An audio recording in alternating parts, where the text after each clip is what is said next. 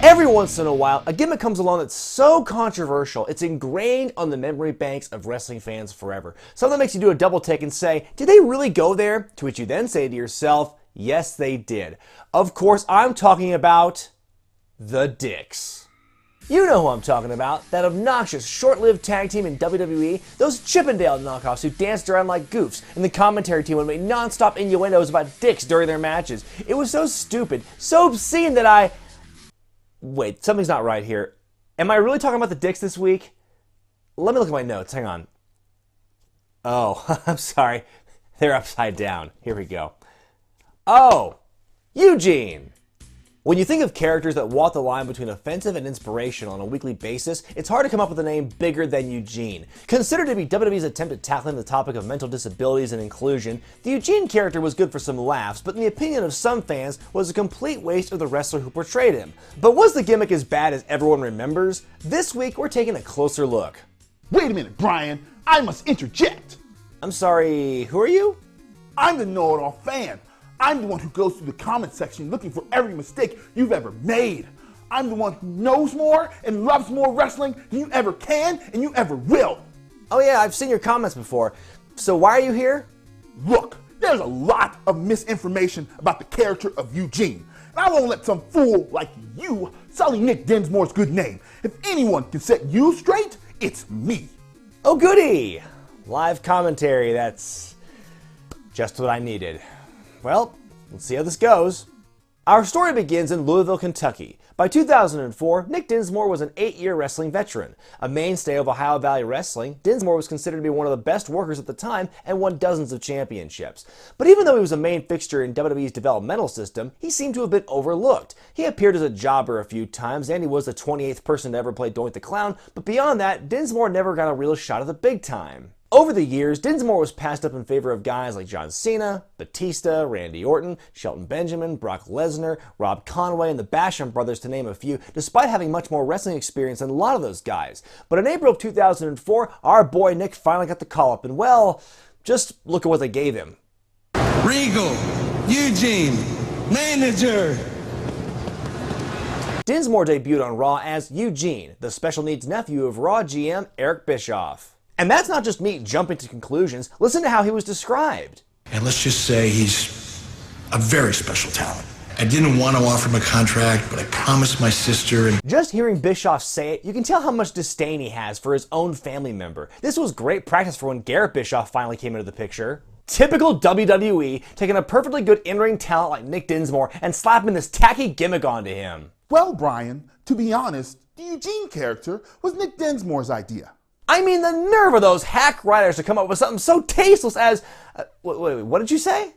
Dinsmore said in interviews that he was getting upset about not getting called up. So he met with Vince McMahon himself. Vince said he wanted to get back to character-based wrestling. And according to Dinsmore, he got the idea of a wrestling savant. Oh, well, surely Vince must have misinterpreted what he was getting at. Not really. It was never meant to be a wrestler with autism. You know, it was supposed to be a wrestler who couldn't tie his own shoes or something like that. But when he did get into the ring, he could go. Huh. Okay, I guess I can respect that. It's actually pretty enlightening. Thanks for the insight, know-it-all fan. No problem. I'll be here, waiting for you to fail. From the get-go, Eugene was causing mayhem and creating headaches for his caretaker, William Regal. Here he is during his debut week. What are you doing? Get him off of me! No, Eugene, he hates it when guys lick him. After several weeks of madcap mischief, Regal took Eugene to the training center at Stanford to learn how to wrestle. But in an amusing twist, Eugene surprised Regal with an array of moves. You see, even though Eugene had never been in the ring before, he was able to use his savant abilities to recreate the wrestling moves he grew up watching on TV. Oh no. On May 10th, 2004, young Master Eugene finally had his debut match on Raw against Rob Conway, and the crowd absolutely ate it up. His first major feud took place against Eric Bischoff's stooge, Jonathan Coachman. Which, of course, I mean, between the Coach, Jerry Lawler, and Michael Cole, announcers are truly the gatekeepers for new WWE stars. The coach kept trying to shame Eugene out of the company, but the approval from the fans, as well as some special guests, kept him motivated. The feud culminated at Bad Blood that June, when Eugene handily defeated the coach. And I have to admit, after those first few weeks of wrestling, all the doubt and cynicism that surround that character seemed to evaporate. Yes, some of the backstage stuff was pretty hard to watch, but when Dinsmore got in the ring and combined the comedic stuff with his actual wrestling ability, the fans really bought into it. Eugene's character was so likable, he turned William Regal face. Yes, evil, devious Mr. Brass Knuckles William Regal became a good guy outside of the UK for once. Regal becoming fond of the black sheep of the Bischoff family was a nice part of the Eugene story arc, just in time for old Billy to get murdered by Triple H. Wait, sorry, I jumped ahead a little bit. Let me back up. During his feud with Coachman, Eugene was befriended by then world champion Chris Benoit, who was still in the crosshairs of Triple H and Evolution, and with Hunter being the cerebral assassin, 'cause he kills your brain, Eugene became a pawn in the H-Man's master plan. Now, come on, fan. A storyline in which a wrestler with a learning disability is being used and exploited by the bad guy, doesn't that come off as a bit offensive to you? No. Eugene was given instant credibility, and he had the skills to make it work. We responded exactly how they wanted us to. We got behind Eugene, and we hate Triple H. Okay, well, what about Benoit? Who? Chris Benoit, the world champion in the middle of all this. Oh, yeah, right. He kind of was an afterthought in all of this, wasn't he? Yeah, that's his title reign in a nutshell. Triple H and Benoit fought one-on-one for the world title twice, once at Vengeance and another during a 60-minute Iron Man match on Raw. Both times, Eugene got involved in the finish and cost Triple H the match. The week after the Iron Man match, a furious Triple H called out Eugene in one of the most unintentionally hilarious promos of all time. Eugene! Eugene! Eugene! Eugene! I'm really mean! I'm gonna kick you in the spleen! We didn't get Eugene, but we did get William Regal, who admitted he was the one who allowed Dinsmore to come out and interfere in the first place. It was very foolish to take advantage of a disadvantaged boy, because now you've made an enemy out of me. I'm mad that you exploited a defenseless person, so I'm going to deliberately put him in harm's way by having him cost you the title. Makes all the sense in the world to me. Maybe that's why the next week he was murdered by Triple H. The storyline reached its natural conclusion when Triple H beat Eugene in a match at SummerSlam 2004. After this, Eugene and William Regal went to... Wait, Brian, aren't you forgetting something? Am I? If you were a real wrestling fan, you would have known that 2 weeks later, they fought a no DQ match on Raw that Eugene won! Really? Okay, cool. It's weird they wait till after the pay-per-view to have the happy ending. It's not over yet! Then they had a cage match the next week!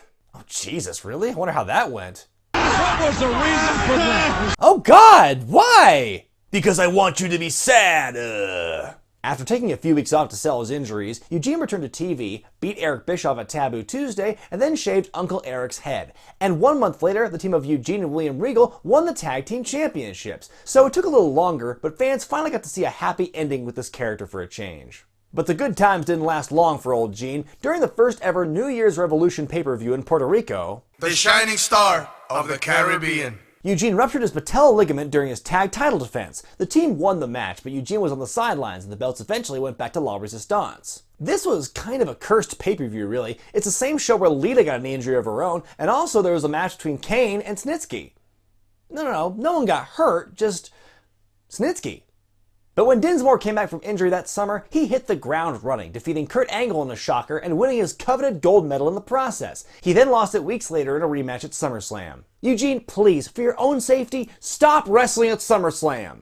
Dinsmore bopped around on the mid-card for the next couple of months before being sent to rehab in November after overdosing on somas during a tour of the United Kingdom. Eugene returned to more mid to lower card action in 2006, spending much of the year occasionally winning, but mostly losing. Then in the fall of that year, something interesting happened.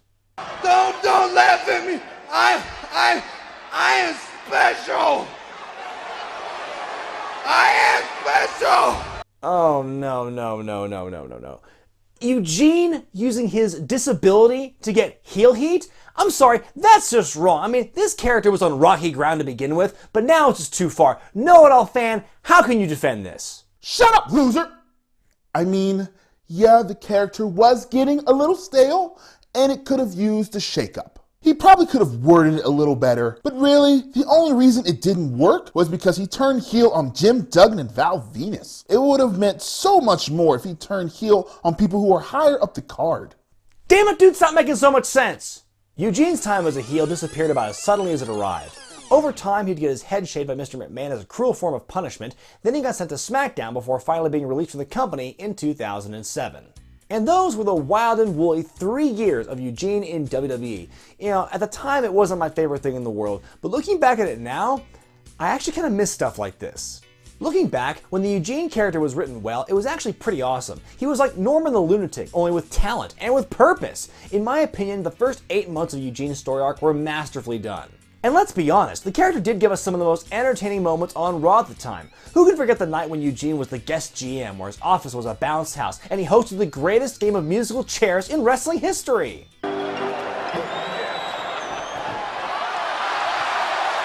And there was also Eugene's WrestleMania moment at 21, where he was saved from Hassan and Daivari by Hulk Hogan.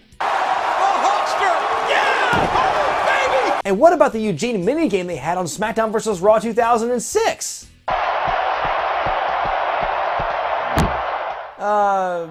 Yeah. Fuck you! 06 was amazing! The problem with a character like Eugene's is it has an incredibly short shelf life. It works when he's able to outsmart and out-wrestle the bad guys, but when that stops working, well, the bad guys are beating up a guy with a disability. You can understand why they tried doing a heel turn, even though it was poorly executed. Some might argue the character ruined Nick Dinsmore's career, but I disagree. If anything, it prolonged his time in WWE, and he's been able to get a lot of mileage out of it in the indie scene. So fans, give me your honest opinion. Was the Eugene gimmick offensive? Depends, I guess. Some fans really got mad about the character, but Dinsmore's always said that he's been approached by kids with special needs and Special Olympians, talking about how he has inspired them. Some people might not have liked the character, but if he can make a positive impact on people's lives, doesn't that make it all worth it? Well, that's a really positive outlook to have on it, man. Thanks for stopping by. And you know, folks, this might be a controversial statement, but after looking back at the Eugene character this week and seeing how bland so many of today's characters are in the product, I'd actually like to see a return to this style. I want to see more wild characters like Eugene come back to WWE. Are you insane, Brian? Do you really want more stupid wrestling characters? You have great wrestlers like AJ Styles, Shinsuke Nakamura, Bobby Roode, Smojo. You must hate wrestling. Well, but you just said the thing that... So you're saying that after we have been spoiled with amazing wrestlers like Seth Rollins, Kevin Owens, Rusev, you want to go back to people like Simon Dean and Rob Conway and the Boogeyman and Pirate Paul and Gemini? Sometimes you just can't win.